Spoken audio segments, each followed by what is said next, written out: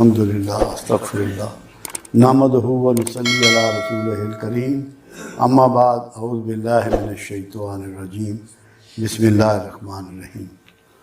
आज मेरा गुमान था कि बहुत कम लोग होंगे, क्योंकि अल्लाह का शुक्र है बड़े अरसे बाद बादल बरसे हैं, बारिश हुई है, ठंडक भी है। बहुत से लोग जो हैं कोई रक्शे पे आता है, कोई बाइक पे आता है, थोड़ी मुश्किलात होती हैं, मगर आप लोगों का जज्बा हैरान कौन है कि माशाअल्लाह उसके बावजूद काफ़ी तादाद में लोग आ गए हैं।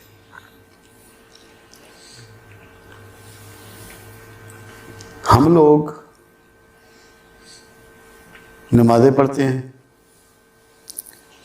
रोज़े रखते हैं, ज़कात देते हैं, हज करते हैं।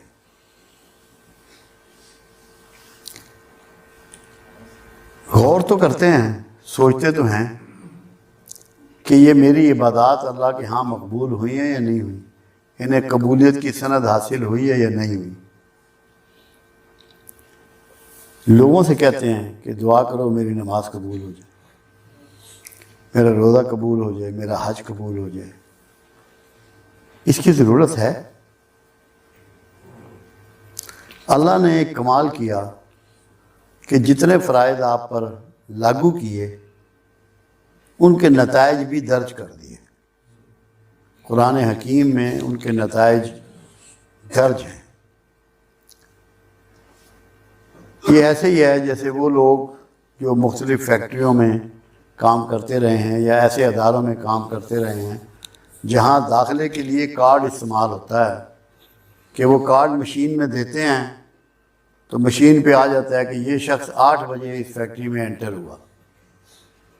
और जब वहाँ से छुट्टी करता है तो 4 बजे फिर कार्ड पंच करता है और मशीन बताती है कि 4 बजे तक इसने ड्यूटी की और ये चला गया। यानी कि उसका कार्ड पंच हो जाता है उसकी ड्यूटी आवर्स का, जिससे उसकी तनख्वाह बननी है। तो मेरी इस गुफ्तगू का जो मौजू है वो है पंचिंग कार्ड आपके अपने हाथ में है। पंचिंग कार्ड अपने अमाल का आपके अपने हाथ में है। ना किसी से नमाज़ों की और रोज़े की और ज़कात की दुआ कराने की ज़रूरत है, ना किसी को इल्तिजा करने की ज़रूरत है। कुरान हकीम ने नताइज आपके हाथ में दे दिए हैं। नमाज के बारे में परवरदिगार ने फरमाया कि नमाज तुम पे इसलिए लागू की गई कि ये तुम्हें फोश व मुनकर से रोकती है। अब नमाज पढ़े जा रहे हैं, सजदा किए जा रहे हैं, दिन रात बाजमात भी पढ़ते हैं, अकेले में भी पढ़ते हैं, नफिल भी पढ़ रहे हैं, सुन्नतें भी पढ़ रहे हैं, माथे पे मेहराब भी सज गया है, मगर ये पता है कि कबूल हुई या नहीं हुई? किसी से पूछने से पता लगेगा? कुरान ने कह दिया कि नमाज फोश व मुनकर से रोकती है। जो फवाहिश से और मुनकर से बच गया उसकी नमाज अल्लाह के यहाँ रजिस्टर हो गई, लिखी गई, कबूल हो गई, सनद मिल गई। फवाहिश क्या है? बेहयाई की गुफ्तगू, गाली गलोच, झगड़ालू बात, तंज व तशरीह, इल्ज़ामात, मोतरद होना, किसी गंदी गुफ्तगू इस्तेमाल करना, गाली गलोच करना, जिस्म को नंगा करना, सतर को खोलना,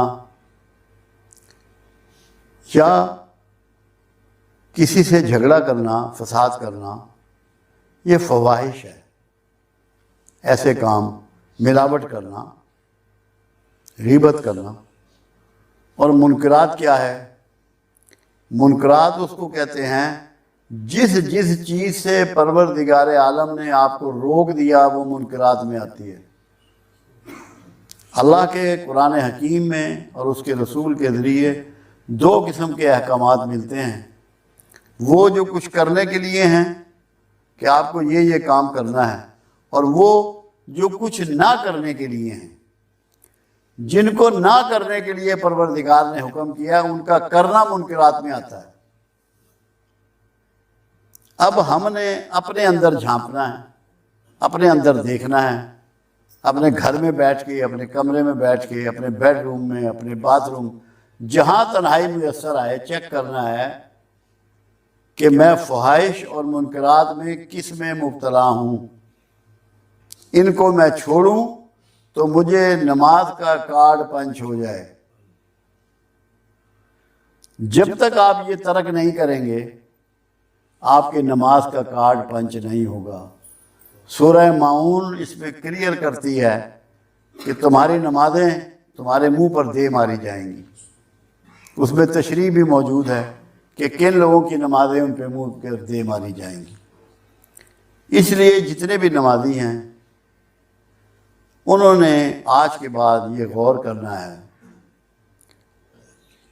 کہ کیا میں نے اپنے منہ کو قابو کیا ہے، اپنے ہاتھوں کو قابو کیا ہے، اپنی زبان کو قابو کیا ہے؟ اگر ایسا نہیں کیا اور نمازیں میں پڑھے جا رہا ہوں تو وہ بیکار جا رہی ہیں، وہ اللہ کے ہاں رجسٹر نہیں ہو رہی۔ ورنہ یہ کیسے ہو سکتا ہے کہ اللہ کے ہاں آپ کی نماز رجسٹر ہو جائے، قبول ہو جائے اور اس کے نتائج نہ آئیں؟ یہ تو ناممکنات میں سے ہے، یہ تو ممکن ہی نہیں ہے، ہو ہی نہیں سکتا۔ اس لیے اس پہ آپ نے آج سے غور کرنا ہے کہ کارڈ تو آپ کے ہاتھ میں اللہ نے دے دیا ہے، پنچ کر لو پتہ لگ جائے گا نماز قبول ہوئی ہے کہ نہیں ہوئی۔ اسی طرح زکوٰۃ ہے۔ زکوٰۃ کے معنی ہیں یزکی کرنا، پاک کرنا۔ دو معنی ہیں زکوٰۃ کے، ایک معنی فربہ کرنے میں بھی ہے، یزکی پاک کرنا۔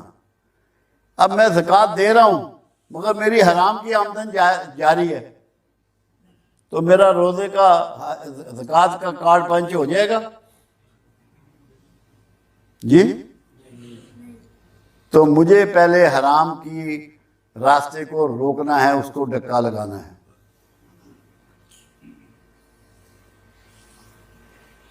ابوبکر صدیق رضی اللہ تعالیٰ عنہ کا ایک جگہ کھانا ہوا،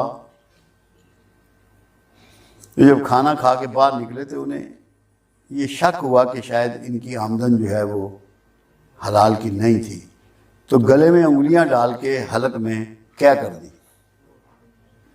کیوں؟ نوالہ حرام جو ہے وہ آپ کی روحانیت کا سب سے بڑا دشمن ہے۔ جو آپ کا معاملہ جڑتا ہے کملی والے سے، آپ رسول اللہ صلی اللہ علیہ وسلم کے مقربین میں شامل ہوتے ہیں، ان کے قریب کے لوگوں میں شامل ہوتے ہیں، وہ حرام کھانے والا نہیں ہو سکتا بھلے آسمانوں پہ اڑے۔ تو زکوٰۃ کا کارڈ کب پنچ ہوگا؟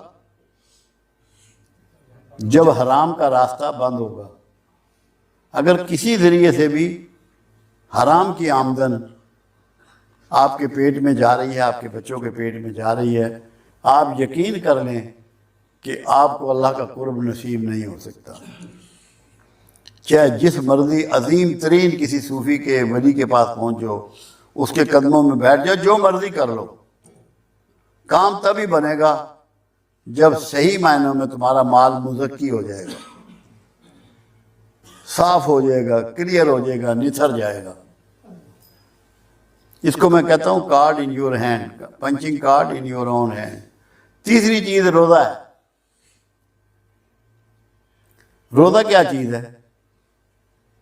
قرآن حکیم نے کہا کہ تم سے پہلی امتوں میں بھی فرض کیا گیا، تم پہ بھی فرض کیا گیا کہ یہ تمہیں متقی بنائے گا، صاحب تقوی ہو جاؤ گے، تقوی نصیب ہو جائے گا۔ تقوی کیا ہے؟ کبھی سوچا؟ جتنی قوتیں اللہ تعالیٰ نے ہمیں عطا کی ہیں ان کا پراپر یوز تقوی ہے۔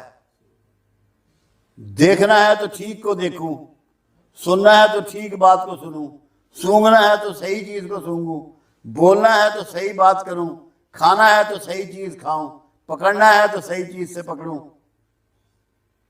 جب آپ اپنی قوتوں پر جو آپ کو نصیب ہوئی ہیں ان پہ گرفت لاتے ہیں، ان کو قابو کرتے ہیں، تو پھر آپ صاحب تقوی ہوتے ہیں۔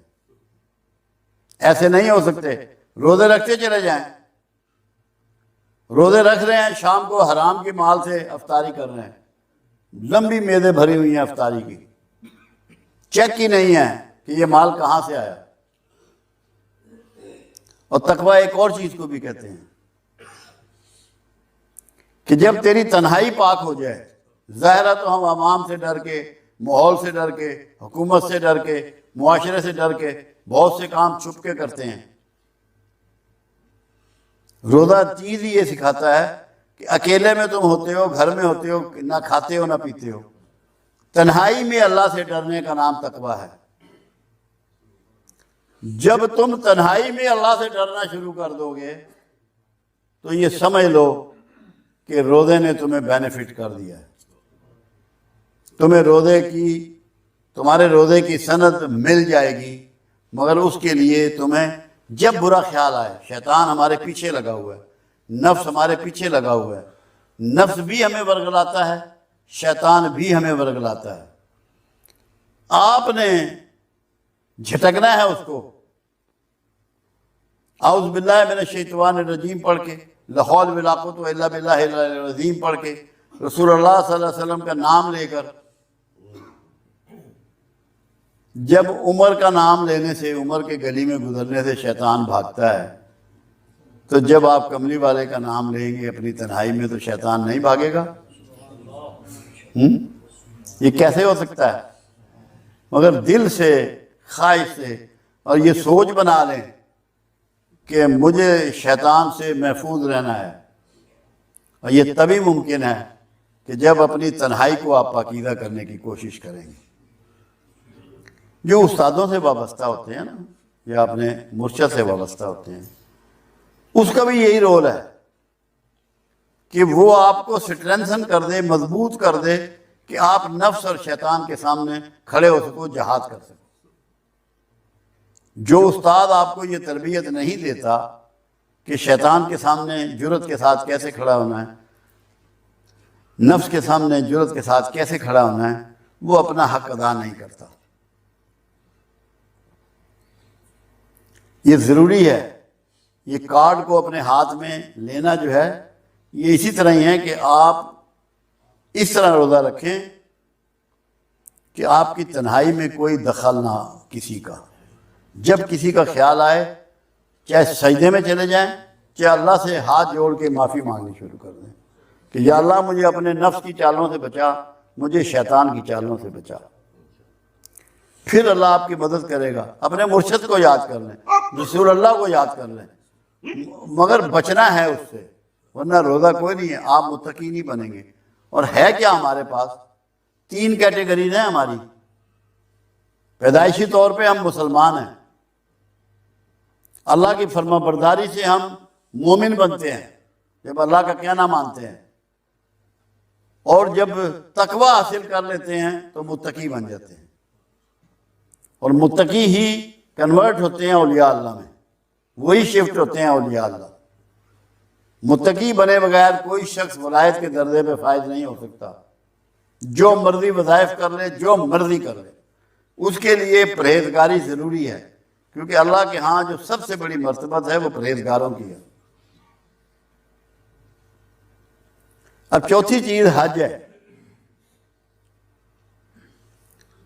اللہ کے حبیب صلی اللہ علیہ وسلم کا فرمان ہے کہ جس نے یہ اراکین 5 دن کے پورے کر لیے، حج کیا، اور اس نے کوئی فحش حرکت ان دنوں میں نہ کی، تو وہ ایسا ہو جاتا ہے جیسے 1 دن کا پیدا شدہ بچہ. اب جو 1 دن کا پیدا شدہ بچہ ہے اس میں کیا کمال ہوتا ہے؟ اس میں عصبیت نہیں ہوتی.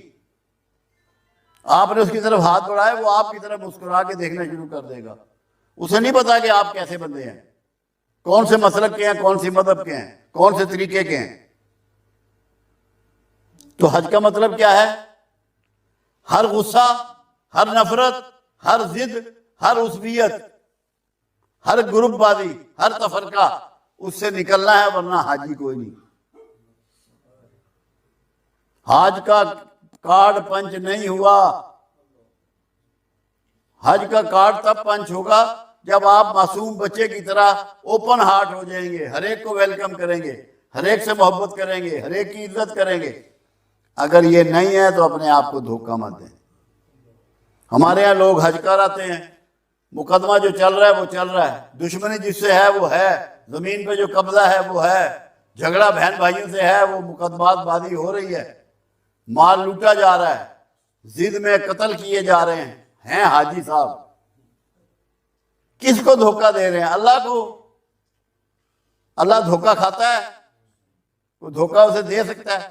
اپنے نفس کو دھوکہ دے رہے ہیں جس نے انہیں ورغلایا ہوا کہ تم حاجی ہو گئے ہیں، بڑا لطف آیا جی اتھے، لطف کا کوئی چکر نہیں ہے۔